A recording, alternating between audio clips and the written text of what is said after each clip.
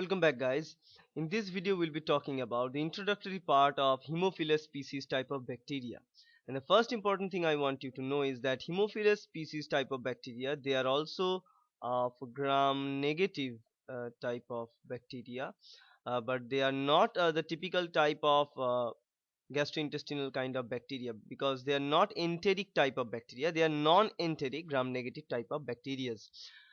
And in this case of this Haemophilus species, they are pleomorphic in shape. So let me write, they are pleomorphic in shape, right? So this is a first important thing you should notice about from the rest of the gram negative rods, that most of the case those gram negatives are rod, right, or bacillus shape. But in case of this Haemophilus species, they are pleomorphic in shape. That means they're ranging from different structures like coccobacilli. So let me write coccobacilli. So this is a typical kind of structure, coccobacilli structure, to long, sorry, to a kind of long structure, long slender like or filamentous structure. So let me write filamentous. Okay, so these are the structural variation. That's why they are called as pleomorphic in nature. That means they are not having any kind of defined structure. They can ranging from coccobacillus. So let me draw. Coccobacillus means it will something like, coccus means spherical or round like that. Bacillus means like this rod shaped. Coccobacillus means a kind of mixture of both this coccus and bacillus all together, and we are having this is a coccobacillus type. Now in this case we can have this coccobacillus structure, or else we can also have this spiral kind of structure, right, like Helicobacter pylori and all these things. So it's a spiral, so it's again spiral structure. So any kind of like the spiral or filamentous. Filamentous means, let's say if this is the bacteria, they are attached with each other, make a filament like structure when they're arranged with each other like that. Okay, so this is a kind of structure. If you're looking it under a microscope, you can find that all the bacteria are linked with each other, they're attached with each other, making a filament, right?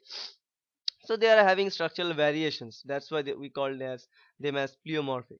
Now they are obligate kind of parasite. That is another very important point, is that they are obligate parasite. Parasite, we know all that parasite, what parasites do. Now they harm host cell for the benefits for themselves, right? So these are parasites, these are obligate kind of parasites. They require this parasitism for their life and for their living. Okay, and for this purpose what they require. So why we are calling them as parasites? Because we have already seen many pathogenic bacteria before. We haven't termed any of them as obligate parasites or as parasites in that sense, but in this case we are calling it as parasites because what they are doing here, they require some important factors from host. Except for those factors they can't grow. So the factors they require is two important things. One is the hemin or hemin, whatever. This is a protein with heme group. So it's a protein with iron group. So that's a very important part, hemin. That's why it's called as hemin. And the second thing they require, in this case, the second thing they require is NAD plus. So they require these two sources, NAD plus and hemin, for their proper growth. That's why they require any kind of host cell for their living, which can supply them hemin and NAD plus.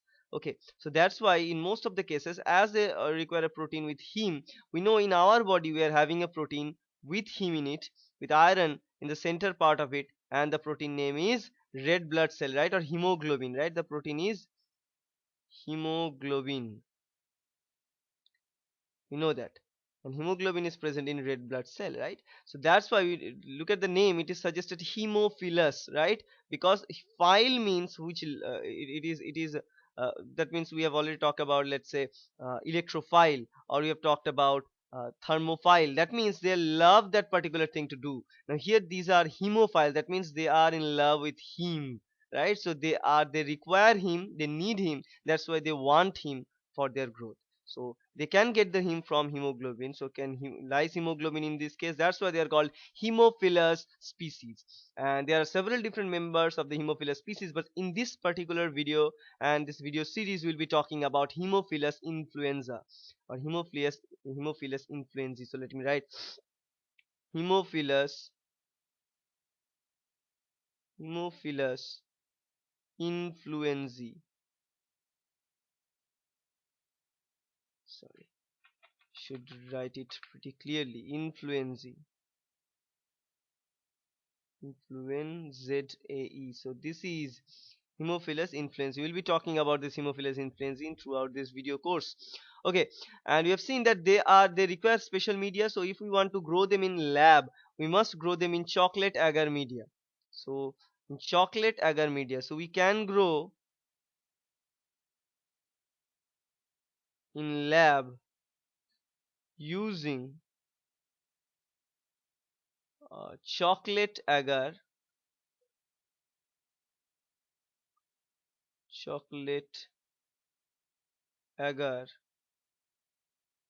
media. And obviously the media here must contain NAD plus and hemine. So this thing you should keep in your mind, that they require hemine and NAD plus for their growth all the time. Now, why we are at all bothering about this Haemophilus species? Because this Haemophilus species is a very dangerous kind of species which can cause several kinds of diseases, and the disease we are going to talk about are really dangerous in some point of your life, because they can cause simple milder fever, and they can cause sinusitis, they can cause epiglottitis and all this kind of infections. But the most important and dangerous part about that, they can also cause meningitis, right? So let me write this particular thing here, meningitis, right? And not only meningitis, but a severe form of meningitis can be caused by this Haemophilus species. So that's make this Haemophilus species a very clinical significant bacteria for the study, right? So now in the future video we'll be seeing about the infections. Thank you. One thing I forgot to mention there is that Haemophilus influenzae are obviously the normal component of our upper respiratory tract. So this is very important. I must talk about it before. So they are a common microflora. So they are a normal microflora of upper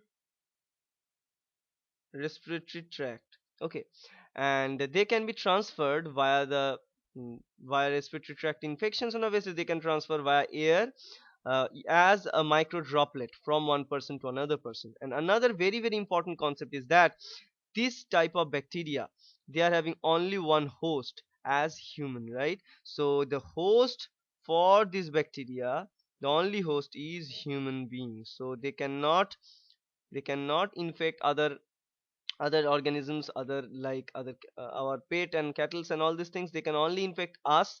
That's why the only reason for spreading this influenza is via the human to human contact. Okay, and they are having several different kinds of strains of influenza among all this type of influenza virus, but not virus, we are talking about bacteria, sorry.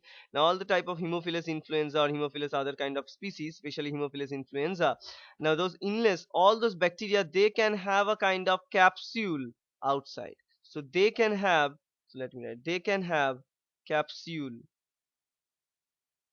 outside the cell membrane. So if I draw the structure, if I draw, it will look something like that under electron microscope. If I'm drawing two or three bacterias along with each other like that, and if I draw now, uh, sorry, let me change it. If I draw, let's say, the capsule will something look like this. So the capsule will be covering the bacteria like that. So this is the capsular region, this capsule always present there. Now depending upon this capsulation, we can have different strains of influenza, or different strains of Haemophilus, actually not influenza, because this capsule can be of different types. They are having different kind of proteins or subunit of proteins that are arranged to make this kind of capsules. And the subunit of proteins that we get is it can be subunit A or B and all these things. Now if we are talking about that particular influenza, Haemophilus influenza, having this B type of subunit to make its capsule, we usually call them HI B, or Haemophilus influenza B type. Now, whenever we are talking about that particular influenza having the A type of subunit to make their capsule, we call them HIA, or Haemophilus influenza A type, right? So, depending upon this thing, it will vary from one thing to another thing. Now, these capsules are providing them some extra layer to protect themselves against phagocytosis and any other kind of host cell defenses. That's a very important advantage they get by this encapsulation.